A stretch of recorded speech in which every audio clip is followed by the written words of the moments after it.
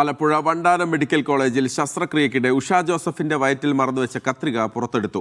എറണാകുളത്തെ സ്വകാര്യ ആശുപത്രിയിൽ നടത്തിയ ശസ്ത്രക്രിയയിൽ പുറത്തെടുത്ത കത്രിക പോലീസിന് കൈമാറി. മുൻ വകുപ്പ് മേധാവി ഡോക്ടർ ലളിതാംബികയ്ക്കെതിരെ പോലീസ് കേസെടുത്തു. ശസ്ത്രക്രിയ നടത്തിയ ഡോക്ടർ ഷാഹിദയെ സസ്പെൻഡ് ചെയ്തതിനെതിരെ KGSCT MCTA രംഗത്ത് വന്നു.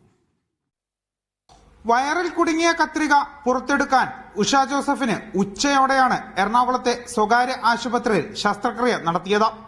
ആശുപത്രിയിലെ മുതിർന്ന ഡോക്ടർമാർ നേതൃത്വം നൽകിയ ശസ്ത്രക്രിയയിൽ സർക്കാർ നിർദ്ദേശപ്രകാരം എറണാകുളം മെഡിക്കൽ കോളേജിലെ ഡോക്ടർമാരും പങ്കെടുത്തു. പുറത്തെടുത്ത കത്രിക അമ്പലപ്പുഴ ഡിവൈഎസ്പിക്ക് കൈമാറി.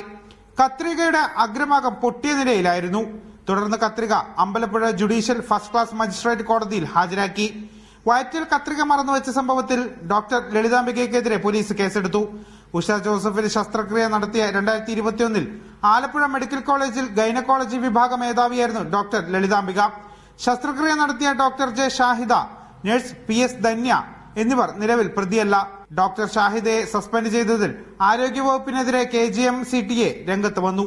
ചികിത്സ വേണ്ടത് സിസ്റ്റത്തിനാണെന്നും സിസ്റ്റം ഇങ്ങനെയായാൽ ഇനിയും ഇത്തരം സംഭവങ്ങൾ ആവർത്തിക്കപ്പെടുമെന്നും സംസ്ഥാന പ്രസിഡന്റ് റോസ്നാര ബീഗം പറഞ്ഞു. ഇതിലെ പ്രശ്നങ്ങൾ എന്താണെന്ന് കൃത്യമായി ഐഡന്റിഫൈ ചെയ്യും. അതിനു വേണ്ടിയുള്ള ഒരു സൊല്യൂഷൻ ഉണ്ടാവുകയാണ് വേണ്ട. അല്ലാതെ ഈ വാർത്ത വരുന്നതിന് തൊട്ട് പിന്നാലെ ഡോക്ടറെയോ അല്ലെങ്കിൽ അതിന് ബന്ധപ്പെട്ട ഹെൽത്ത് കെയർ സ്റ്റാഫിനെയോ സസ്പെൻഡ് ചെയ്തുകൊണ്ടല്ല ഇതിനൊരു പരിഹാരം കാണേണ്ടത്. ഇന്നലെ മെഡിക്കൽ കോളേജിൽ പ്രതിഷേധിച്ച യൂത്ത് കോൺഗ്രസ് പ്രവർത്തകർക്ക് അമ്പലപ്പുഴ മജിസ്ട്രേറ്റ് കോടതി ജാമ്യവും അനുവദിച്ചു. മീഡിയ 1 ആലപ്പുഴ.